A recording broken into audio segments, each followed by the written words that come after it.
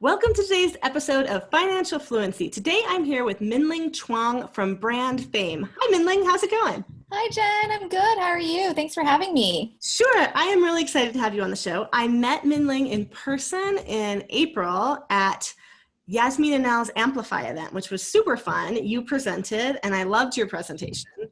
Actually, you know what? Would you tell your crush story? Could we start with your crush story? Oh, sure. Because I haven't done it since then, but yeah, of course. Okay. Tell us your story about your crush. Okay, so I have a crush and his name is Tom. And Tom makes me feel absolutely amazing. He makes me feel like I can accomplish anything in the world that I set my mind to. He's so great at giving back and helping others. He travels all over the world, giving shoes to kids in Argentina, giving the eyeglasses to people in Nepal. And it's just so amazing because I see that how much of an impact he makes. And it just makes me want to spend more time with him. And I just love that he makes me feel like I can make a difference and that I matter too. When I'm with him, I really feel like I matter. So the big reveal is that Tom is not a person. Tom is a shoe, or a company actually. It's actually Tom Shoes, or Tom. They also sell eyeglasses and handbags and coffee now. But what their company does, it's a social giving company. And I really love this company because, and I tell them my crush, because, like any other crushes, when you have brand crushes, you relate to them on a deeply emotional level. I love Tom so much that I talk about them all the time, which is why Jen is asking me about this story and about my crush. And you have that same emotional connection. And so when you create a brand, when you go to brand yourself, you want to start to feel and think about how other people feel about you, how other people perceive you, and their experience of you. And Tom's does a really good job of this because they really make me feel like I matter, because for every purchase that I make, it goes to a child in need, no matter where in the world it is. And so if I buy a shoe, another shoe goes to a child in another world. If I buy eyeglasses, they help people with sight and vision. If I buy coffee, they go ahead and bring clean water to those people. And so their beliefs are very much in alignment to mine. And that's why I tell the story, because when you hear about it from a, crush standpoint, or when I talk about it as a person, you're not thinking about it as a brand. And I think that's the brilliance of their branding. And what really great brands do is that they help people, relate to them on a deeper level than just the logos, websites, and graphics. It's all about that connection, and it's an experience that you create, and having similar beliefs, and that really creates a loyalty. Mm-hmm. And I have to admit, I was just interviewing someone yesterday who is starting a really interesting brand, but his brand is basically helping other companies be more like Tom's. He's doing a clothing line where 20% comes off the top of all sales before manufacturing, before anything else, to go to the charity of your choice. So like anybody like us. And when he was talking about it, he's like, most clothing lines don't do this. And I was like, except Tom's, because I feel like when I think of Tom's, I think of that first, before the shoe. And I do have some Tom's. And the truth is, there are similar looking shoes at Target. They're not as nice. They don't have that thicker sole. It's not cool canvas. Skechers actually copy them directly. Okay. Yeah. So there are other shoes that look like Tom's, but I would rather pay more and buy Tom's because I know it's two shoes that I'm buying. Like that direct one-to-one connection to is so easy for people to make. Like, it's not like, oh, a certain percentage, no, I bought a pair of shoes for somebody. Yeah. And I think, I want to bring up the Skechers one because I think it's so important for people to understand this and about branding. It's not just, copying somebody's model or just, lip service in terms of, just giving a percentage to charity or whatever. It has to be part of your DNA. And I talked about this during the Amplified speech was that your beliefs have to be so ingrained into your DNA as a brand that when people think of you, they automatically think of, your belief system as well too. And what Tom's did, that's how they started. The founder started by wanting to give back and giving shoes to these kids in Argentina that he met that didn't have shoes, which is why his logo, or his logo is an Argentina flag, that's the stripes. That's why. Yeah, I know. I've done a lot of research on this because I love this company, as you can tell. And so it's the same stripes, the blue, white, blue. And that was it went back to him really caring about these kids and wanting to do something in a more sustainable way than just getting donations. And when, they blew up, they did really, really well in a short amount of time. Skechers decided to do the same thing because they're a shoe company, right? It makes sense. They're a shoe company. They want to give back. They copied the exact shoe. They called it the Bob or Bobs or something like that. It has the same it looks identical. I see people wearing them. I'm like, why are you wearing that Skechers shoes? And it makes me cringe as an avid fan of Tom's, because it's not part of their DNA. That's not how their company started. It's not one of their core beliefs. Yeah, it's a social good. Yeah, they're doing great stuff. They're giving a percentage to charity, but it's not how their brand started. And people can spot fake brands. And this is why I like to tell people it's not just, putting lip service up. It's not just having a website. It's not just having a logo. You have to really understand your story, your experience, how you want to position yourself. All these things, all these factors go into branding before you do any visual branding, before you create the product, before you go ahead and market yourself. And that's something that a lot of people miss. Mm-hmm. And that makes sense. Though I think a lot of people who start a brand do have some deep why like that. Not to keep going back to this guy I interviewed yesterday, but when I asked him what his charity was that he did for his own clothing line, it was child abuse, because he was abused as a child. And we kind of bonded over that because I have child abuse in my background as well. And we ended up talking about my women and money stuff, and my why behind it being, I want women to be able to leave. I want women to have money so they can leave. There's lots of reasons why women need money, but that's getting out of dangerous situations. Women have traditionally not always been able to get themselves out. But we were talking about so many people don't ever tell their customers that backstory. Right. The reason I was fascinated enough with this thing to spend so much time and money and energy getting it set up and starting this business is because I was abused as a child, and I don't want anyone to go through that, or whatever it is. So if someone has a brand already and they did not start out with it in their DNA, how do you help them figure that out? Okay, explain how you help people, and then we got to hop to your backstory too, because that's yeah, of course. So that is one of the ways that you can connect with people, is to really integrate your story. And that's something that I help people with, is really finding out what their message is. People think once you start a brand or create a brand, you can't change it. That's not true. Branding is an evolution. It's never a fixed point. Branding is really about how people perceive you in the marketplace. So if you haven't put that in yet, you can take a step back and relook at your brand holistically and come up with your brand. For example, Apple. I'm just going to make it up right now, but Apple, when they started, they had a really crappy logo. It was a noon, under a tree or something, and an apple fell or something that. That was their first logo. And then they started building the Macintosh, and then they went bankrupt. Steve Jobs left in '97. When he came back, they rebranded. They came back because people weren't buying Macintoshes anymore. They were really losing in the marketplace. They were literally going bankrupt. I think the story was that Steve Jobs had to get a loan from Microsoft to go ahead and fund and float the business once he got rehired. And when they put that spot on, there's a spot all around Think Differently that I believe Ogilvy did for them. But basically it was showing all these misfits, these dreamers, and how the dreamers were the ones that changed the world.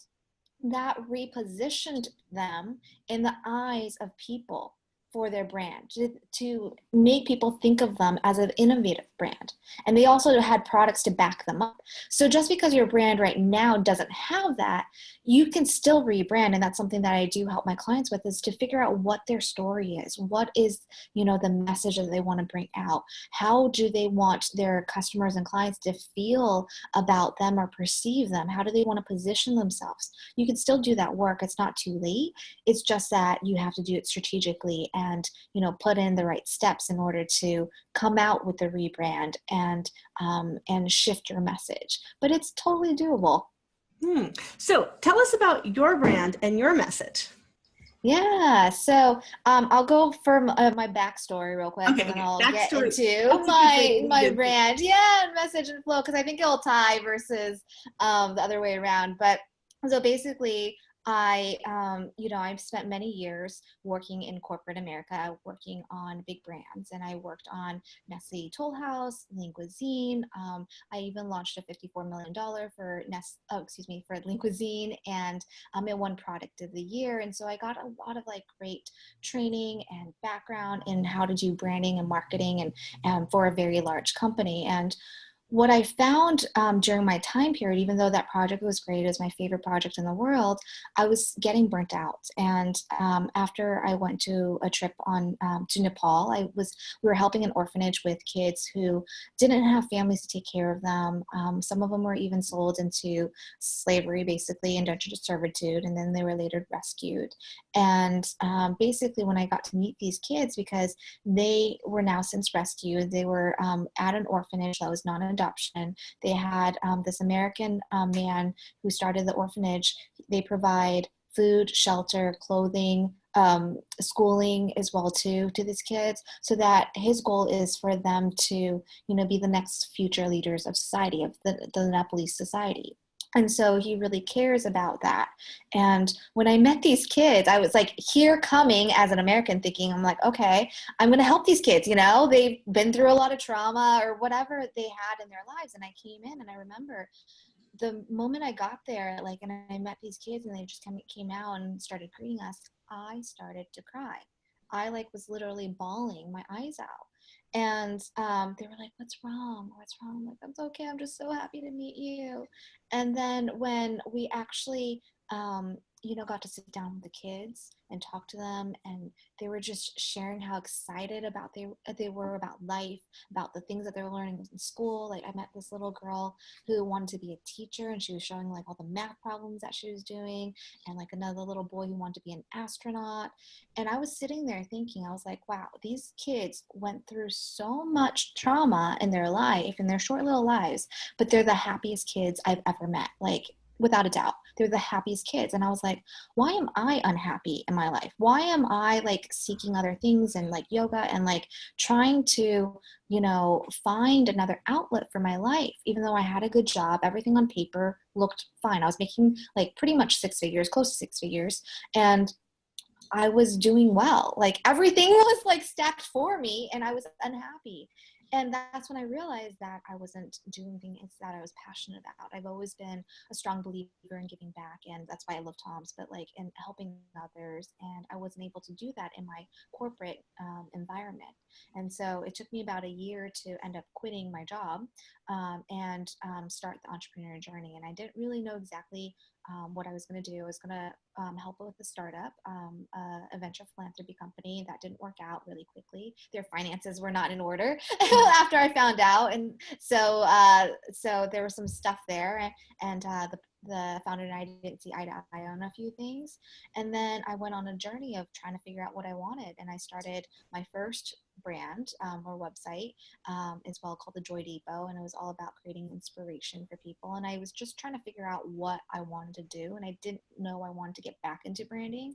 And it took me a while to, after really understanding myself and doing some deep work, did I find that no, I actually really missed branding, because people would come to me for advice. They'd be like, how'd you do this? Your brand looks so great. What did you do? And they would ask me for different advice on branding. And it comes so naturally to me that I was like, oh my gosh, it's something that I do love. I just was clouded by the situation I was in. And if I could help, solopreneurs, entrepreneurs, small businesses really understand their brand and connect to the people that they were able to serve, then that's me making a difference. And that's why I like working with solopreneurs, small businesses, because you might not have, or they might not have the resources or tools to hire a big branding company to do a full-on brand analysis and branding process.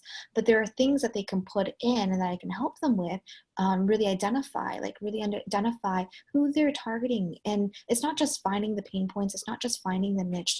I go deeper, and it's really finding the insight, and then how to position their messaging, because I know how to look at competitors, and how to find the sweet spot, how to position you in the market where nobody else is being positioned right now. That comes naturally to me because of my training, and that's when I started Brand Fame, and to help smaller entrepreneurs, solopreneurs, and small businesses understand and position their brand in the market so that they can naturally connect to the right audience on an emotional level, and then grow their brand from there.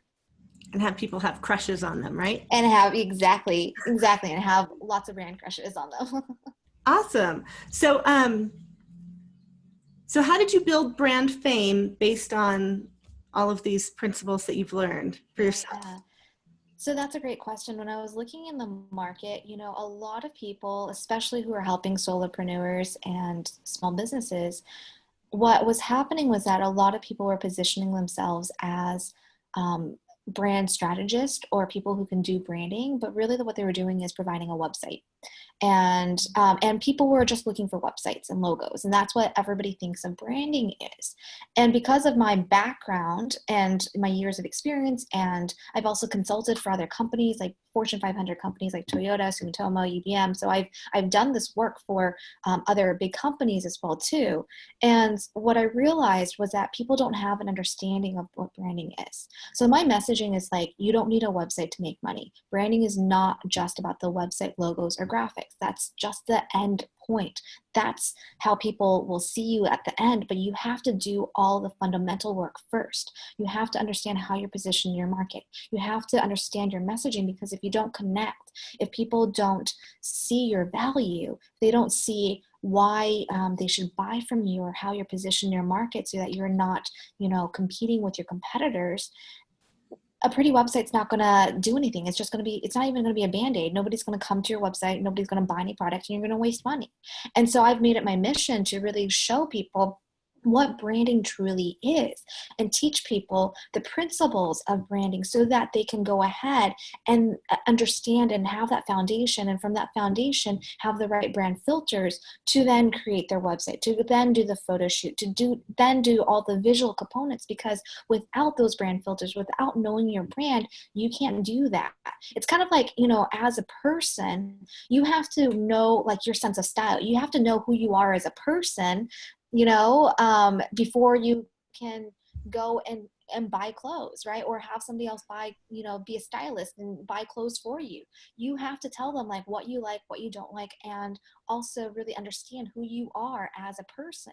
And that's what I help people do, is really understand who they are as a brand before they go shopping for all the visual stuff, because that's a fun part. That's the fun part, but it's really hard to do if you have no direction. And so that's part of my mission. That's why I do what I do, and I focus a lot on the messaging and the strategy, especially with the newer entrepreneurs first, is really understanding that piece. And then once we have that, we can create the visual brand. Okay, so what are like the fundamental principles then of a brand? Like, what is a brand? You were saying people don't understand what it is. Yeah. What is it? So brand is a perception. So it's how people perceive you. And in the speech that I met Jen at, I like to say that you don't actually own your brand. The people on the other side, your clients and customers, own your brand. It's because it's how they think of you, how they experience you. That's the true ownership. Like, so you can own the logo, you can own, your ads and all that stuff, but you really truly don't own your brand. It's how people perceive you. So that's why some people will love a brand and some people will hate a brand.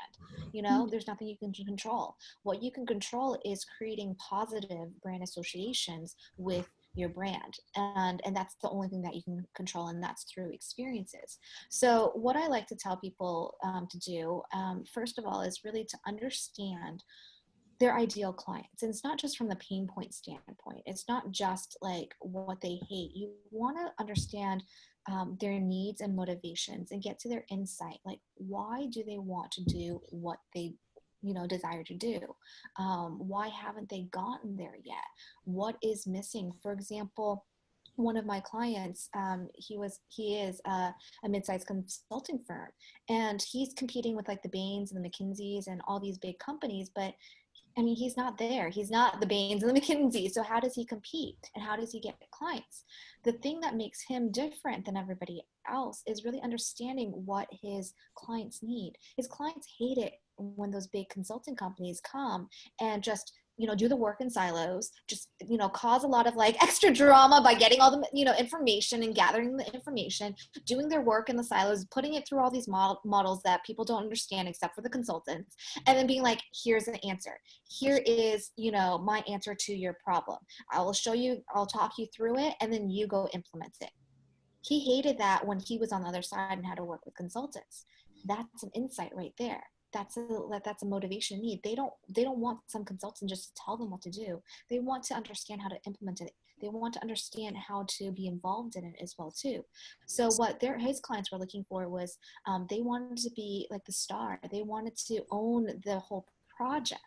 That's an example of getting to the need and the insight. And so you have to do that with your ideal clients and really understand what it is they really want. They don't want just like for his case, they don't want just the solving of the problem, but they also are interested in the process as well. So you have to go down deeper and really dissect what it is they're feeling, what the insight is, what the actual problems are. Even if they tell you the problem, that's probably not their actual problem. You have to go deeper than that. The second thing I will say is that you have to understand your core beliefs. And like I was saying earlier, it's like people connect when they have similar core beliefs as you. So it's not an exercise of circling values. You see those statements with like, I believe in happiness. I believe in, love. I believe in whatever, those little word exercises where you just circle. That doesn't work. So you want to think about and really understand what do you stand for? What is your belief? What is strong in you that is part of your DNA? Like Tom's was all about giving and giving back, and yours is about, helping women be financially stable and secure so that they don't have to have, face abuse. They can get out of those situations. Those are your core beliefs, and you have to really understand that and identify that, because that's going to be one of the cornerstones of your messaging as well too. That's why you do it. I do this work because I'm sick and tired of people getting taken advantage of by having a website that doesn't perform, that doesn't work, that is not on message, and that they'll not make any, money from it, as well too. So that's why I'm so passionate. We got all sorts of things going. I have, just so you guys know, sorry. I also have like construction next door. There's dogs, construction, but that's when you have a really good point, when everybody's chiming in. But yeah, so like I was saying, like really identifying what your core beliefs are and what you stand for, because I'm sick and tired of people being taken advantage of and creating these websites and not making money from it. It's because they don't have the right messaging. So really, like I also talk about like creating I am statements, like I believe statements, excuse me. So I believe this, I believe that. Like write down your beliefs and really like identify and what are the strongest beliefs, what drives you, what is something that you're passionate about, what belief are you passionate about, and have those be the cornerstones of your brand as well. For example, I have a client who is a lawyer, and she helps online businesses with their legal, entities, making sure they have all the legal paperwork and everything in place. But she comes from a really high level of experience. She's worked in corporate law for many years. She's done mergers and acquisitions, takeovers, she had to defend contracts. She's done it. Like any kind of business law, she knows it inside and out, trademarks, disputes, everything. Her belief is that, having a template does not protect you. A template size, legal document does not protect you. And especially when you're going from 6 figures to 7 figures, when you're in that transitional period, when you're up leveling as well, so you have to become more protected. And so how she's different from everybody else is that she doesn't like to give out templates. Like she'll give a rough outline, and then she'll customize it for each of her clients. And that's her belief system. And that's what's going to make her different than other online lawyers that are out there as well too, who only serve new entrepreneurs, who are just giving out, templates, or going to LegalZoom or whatever other legal sites there are. But her core belief is different. That's what we're working on creating her brand around, is not just about the templates. It's about really, creating an intelligent way of protecting your business. And she's able to do that. So that's the second thing. The third thing that I would also stress is really to find your brand essence. It's the heart and soul of your brand. It is what your brand stands for in a way. So for example, Nike, or let me go back. I'm going to use an example from just like everyday life, because I think it's a lot easier. So for example, let's start with Volvo. Volvo has a really, really strong brand essence. Their brand essence is all around safety. It's very single-minded. It's around safety. So every ad that they have, every car that they make, every communication they have, they talk about safety. They don't care if the cars don't look the best, as long as it's safe. It's not going to be the Ferraris. Boxy, it's not going to be the exactly. It's boxy, right? It's boxy for a reason, because it keeps you safe, right? They did it for a reason, and they have a really strong brand essence. Same with Disney. Disney has a strong brand essence as well too. It's all about creating magic. If you look at all the different touch points, when you go on their cruise, you go, to Disneyland or Disney World, when you go and watch a movie from them, they create this sense of magic and wonderment. That's their brand essence. That's the heart of their brand. And that becomes your guiding post to how you want to create your brand, how you want people to perceive your brand as well too. Same with Tom's, going back to them. It's all about giving, right? Everything they do goes back to giving. If the product does not give back, they do not sell it in any way. If they can't figure out how to link it to something to give back, they could sell lots of stuff. They could sell underwear, right? They could sell, there's no limit, but do they want to sell underwear? Is that on brand? Is that part of their brand essence? Probably not, unless they figure out a way to connect underwear to a charity, right? Or something that's giving back, and I'm not sure they want to go there. So I don't know. I don't want to get into lingerie.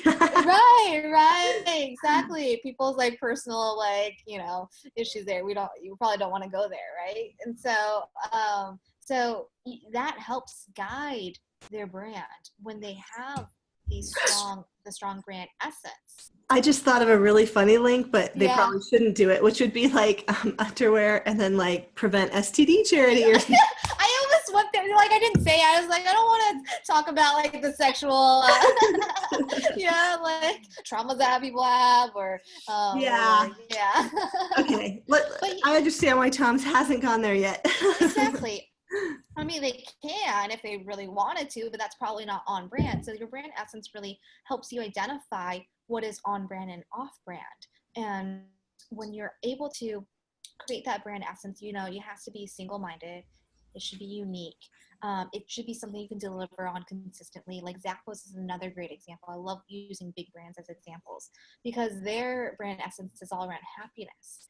And it's everywhere, it's not just happiness experience ordering a product, but when you call their customer service, that customer service person will take the time to spend hours on the phone with you, even if it's not even related to your return as well too. I think there was a record of 3 hours on a call with somebody that just needed to talk to somebody. I think I read it somewhere, but it's just they create that happiness, and that client or customer was really happy probably by the end, and she probably told a lot of people, and she'll be a lifelong customer of that brand because she's able to have that interaction with with Zappos and in that way. And so think of something that you can deliver on consistently as well too.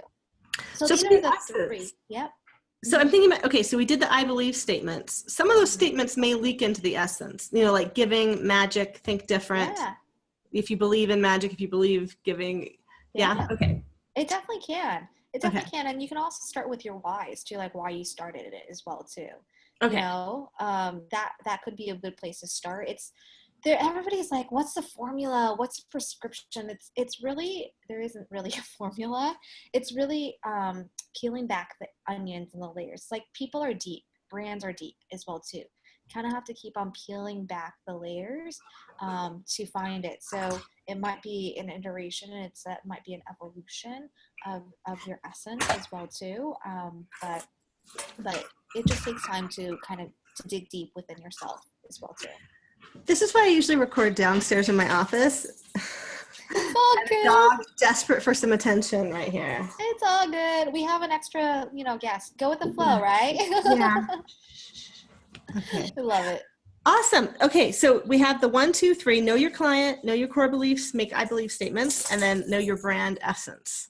Right. Was there anything after that, or those your top 3 tips? Those are the top 3 tips. I mean, branding goes so much deeper. It's like emotionally connecting with your message, having a message that stands out, that disrupts, that's, goes against the grain and what people are thinking. Like people don't think of a brand. People think of a brand as the website logos and graphics. So I'm coming out by saying that's not it, that paying for a website is a waste of money. It's going to cause controversy, and people are going to be stopping and looking at my message because it's so different and counterintuitive to what people are thinking.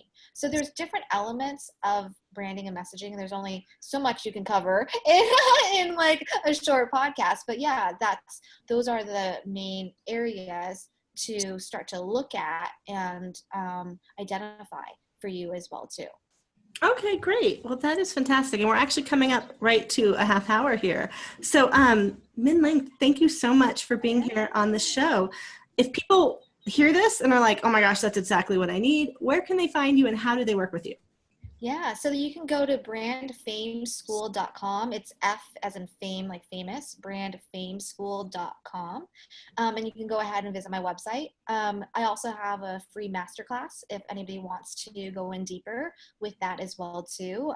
They can go ahead and sign up. It's absolutely free, and it's on the website, or you can go to brandfameschool.com/masterclass. And I talk about some of these principles as well too in greater detail.